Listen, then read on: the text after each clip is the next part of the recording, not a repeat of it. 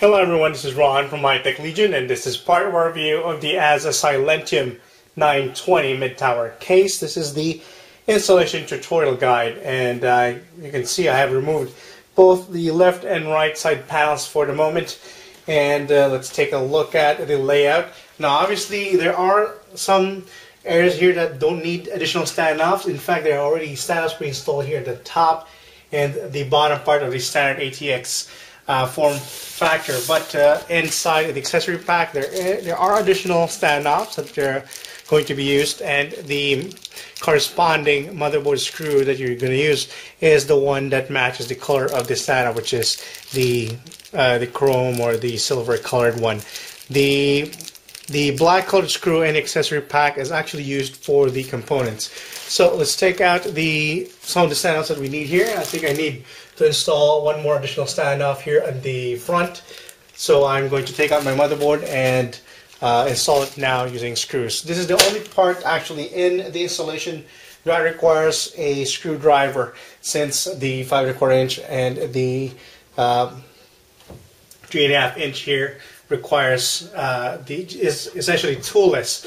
But you also the PCIe is also using thumb screws, so you don't need any tools for that. Although it is quite tight at the beginning, since they are machine screwed, so you have to either way still use a screwdriver to loosen it up a bit. And also for special components that I'm going to show later on, what kind of components will require a screw. So I'm going to grab my motherboard now and install it in place. Alright, here I have the motherboard installed, and as you can see I can fit tall CPU heatsinks. Actually I measured it, looks like you can fit up to 165 millimeters tall. This heatsink is about 155 millimeters tall. Looks like you can fit up to 165. So that is a very good clearance there. At the top, unfortunately, there is no space for the 8-pin connector for the power supply, so you have to route it here at the front. So that would have been nice if there was space at the top, or you can do it a long way if your cable's long enough, although this one isn't. And also, in terms of clearance, the power supply itself is mounted at the bottom, although since there is a noise dampening material here in the front, the clearance for the power supply length is about 175 millimeters. The power supply here is 180 millimeters, so it's about 5 millimeters shy. Although if I placed it in there, since the noise dampening material is flexible enough anyway, I could, a little bit of the edge can actually just sit on top there and just force it down. So a little bit of clearance, although if you're going to install power supplies that are a lot longer, or 200 millimeters or more, it will be a bit awkward since it will be angled upward a little too high. That's just one issue there with having the noise dampening material in there. Although once again, since it is glued in place, it requires quite a bit of effort to remove that. So I'm going to screw in my power supply now from the back, and also I'm going to try to plug in a lot of the cables already from the component there before I start installing the hard drive, video card, and the external drive component. Alright, here's the cable management so far with the some of the headers plugged in. I have a USB 3 header and my USB header, my frontal audio header, and I actually managed to route the 8-pin cable out of the way instead of here in the front. My 8-pin cable is for the power supply is 72 centimeters long, so there was enough length in there to route it to the front and here to the top, and then all the way here to connect to the 8-pin power connector on the motherboard itself. And now time to install a video card and see what it looks like, and then move on to the hard drives. When installing a video card, the thumb screws are a bit too tight in the beginning, so you might need to use a screwdriver just to loosen them up. They are reusable and perforated, and just remove the corresponding PCIe slot. And actually, there is enough space to install an HD 6990, which is pretty much the longest video card currently available, although it takes a little bit of maneuvering. So here you can't just straight in put it like that, because it is quite tight, so you have to kind of tilt it a bit and then put it in place. And as you can see, it is perfectly fine, and there's about 2 millimeters of clearance between that. It is very tight, but it is possible in case you want to. Of course, any other video card can be installed in here as well, so that means GTX 680, which is a lot shorter than this one, can be installed as well. Installing a 2.5-inch or 3.5-inch hard drive inside the Azza Silentium requires the use of these caddies. Now, for 2.5-inch drives, you need to use the black screws in the accessory bag and a screwdriver to hold it in place. Essentially, screw them that, and make sure that the SATA connector is far away from you.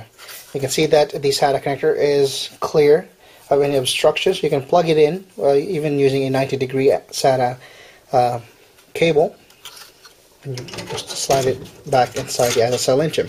Now, as for the 3.5-inch drive, it doesn't require any tools. Well, you can use the tools, but similarly, you have the SATA connector facing away from the handle. And just basically align. If you look closely, there are these mounting nubs, and if you look on the side, there are actually arrows pointing where those are located. So just align one side first, and then sort of just twist it a bit, and you can force it in place. These are plastic, though, so you have to be careful not to totally force it, or you can damage them. Make sure you secure one side first. Completely before continuing. There we go. As you can see, it's held in place now, and all you need to do is push it into the Azza Silentium. Before installing an optical drive, make sure to remove the tool-free mechanism first.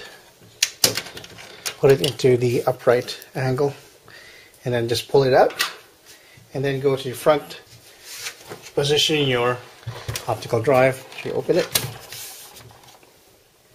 Just take your optical device, slide it in. It will be a bit tight in the beginning,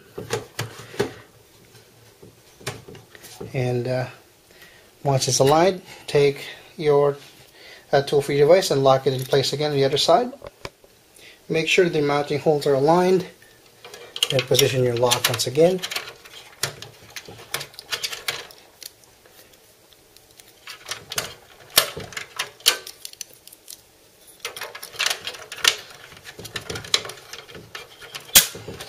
And then just twist it to the 90-degree angle.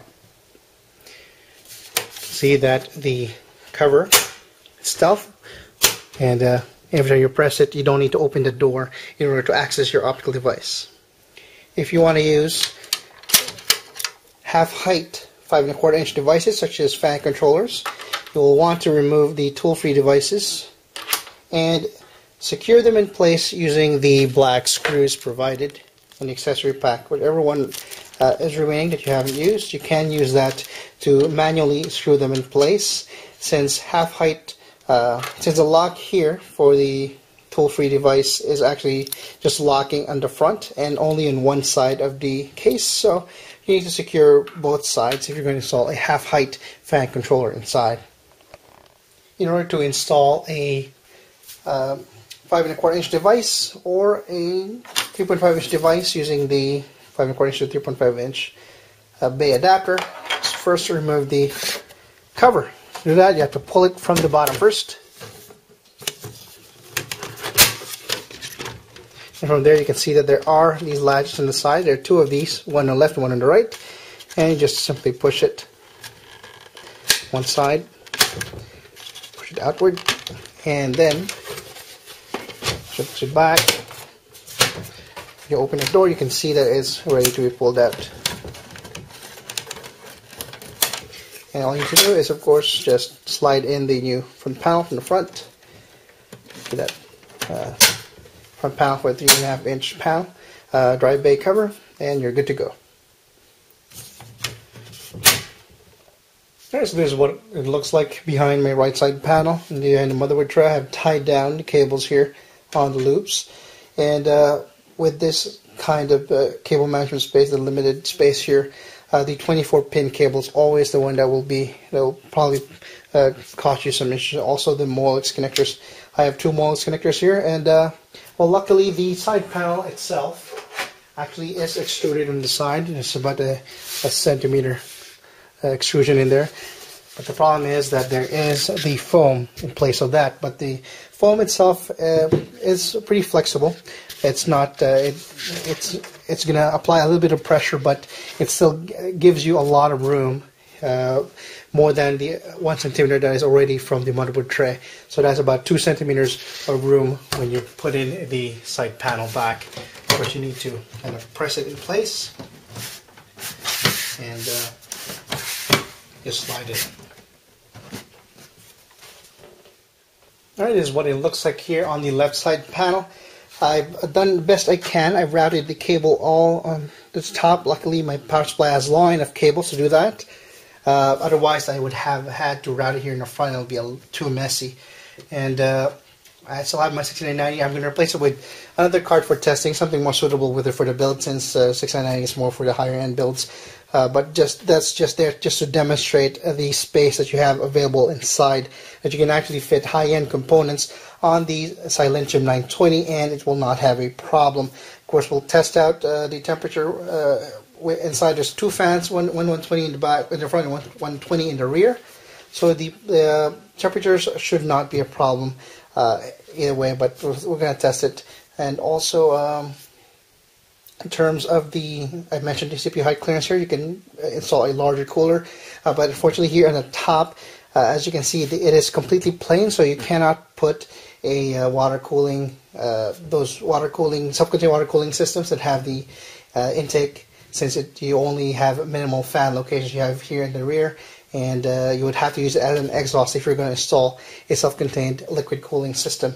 And also, there's still plenty of room here for the bottom and the clearance issue with the power supply a little bit. If you're going to have a power supply that is a larger capacity, such as a 1000 watt power supply, and is longer than 175 millimeters long, then you will have an issue, since the foam is in the way in the front. Oh, let's put in the side panel back. Actually, I'm going to replace the video card first and put it back, and also we're going to take a look at the LED, what it looks like, and the self-drive as well, and also we're going to hear what the fans sound like in full blast, the fans that are included with the Silentium, if it's any how good it performs at full 12 volts, whether it is quiet or not.